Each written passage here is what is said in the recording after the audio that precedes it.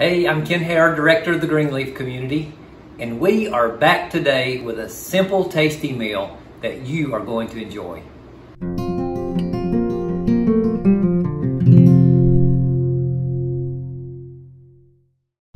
Today, we'll be making jalapeno poppers from home. Very tasty, very easy, pretty inexpensive to make. You'll need, for your tools, you'll need a cookie sheet. Non-stick is best. Since we're working with hot peppers, I suggest a glove, a spoon to scoop out the seeds, a knife to cut the stems off our peppers and to cut them in half lengthwise, which I'll show you in a few minutes, a cutting board, some newspaper or something to flick the seeds and the tops into. Our ingredients will be cream cheese, jalapeno peppers. I've got both of these items at Aldi's, and I think the peppers were 79 cents for this many. And you count how many peppers are in the bag and multiply it by 2, and that's how many poppers you'll get. This, I believe, was about 69 cents. We'll also need some brown sugar because it's sweet and spicy. We don't need this much. This might be 2 tablespoons. It might be a little excessive, but there we have it. And then the last thing is we'll need some bacon. And pick the bacon that you like the best. Since these are longer pieces, we will be cutting them in half and then wrapping it at the end. Okay, you can see I've cut my jalapenos in half lengthwise, cut off the stem. I've left one so we could watch me do this. We cut off the end, and you notice I'm wearing the glove in the opposite hand. I'm using the knife so I don't get the spicy part on me. So we cut it lengthwise, and this is what it looks like inside. Sometimes there are brown hunks, and what you're going to do is take your spoon and just scoop it out. You want to get rid of all the seeds because that's kind of where the heat is. And then since there's a bad spot here, I'm going to have to cut that out. Normally there isn't a bad spot in these jalapeno peppers. They're usually excellent quality from Aldi's. So here we go. See, I don't want to leave any of those seeds because that's where the heat can be. So there is my paper.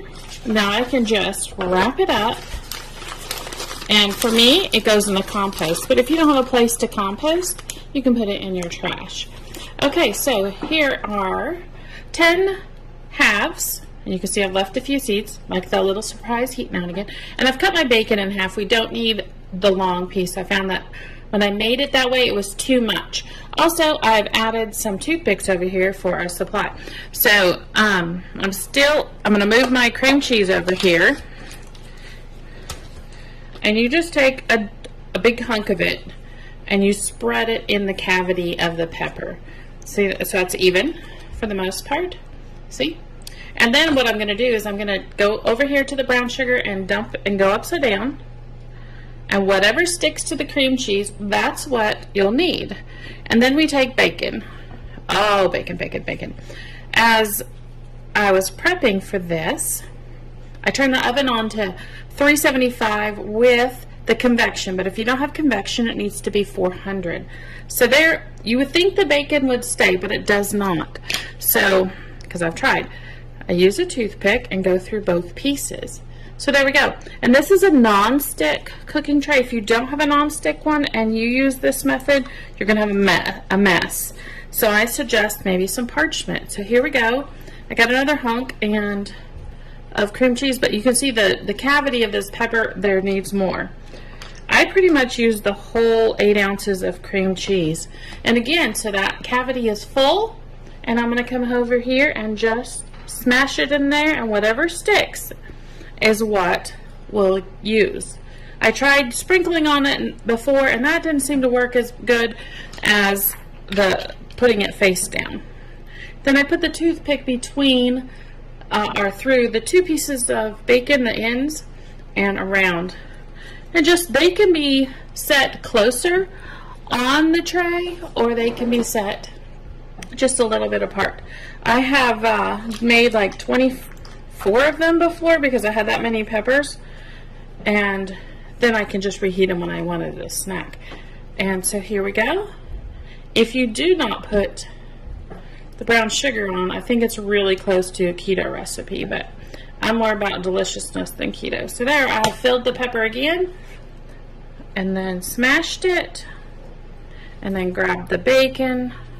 And you notice the bacon is uncooked because it'll do its cooking in the oven. Sometimes the bacon gets a little short feeling, so I had to pull it. So there we go, we just space it on the tray. As you can see, I did a pretty good estimate on the brown sugar. I probably could have made one more popper. I have some cream cheese left. I'll just put it in the box and label it for peppers. Usually you get 6 peppers in a bag, and this would have been gone, but for some reason they were only 5 in there, probably because they were larger. And this is what it looks like before I put them into the oven. Okay, they're out of the oven, and you can see that they're cooked pretty good. If you like your bacon crispier, feel free to keep it in a few minutes longer. This was 30 minutes at the 375 on the convection bake, but if you're going to do it in a regular oven, it's 400 degrees for 30 minutes. And you see that black around it is a little bit of the, right there is the brown sugar. Oops. Makes a little bottom glaze. Put my cream cheese back in there. And then you want to drain them, so pick them off carefully. Remember, this is hot. See that's the sugar from the brown sugar made like a string.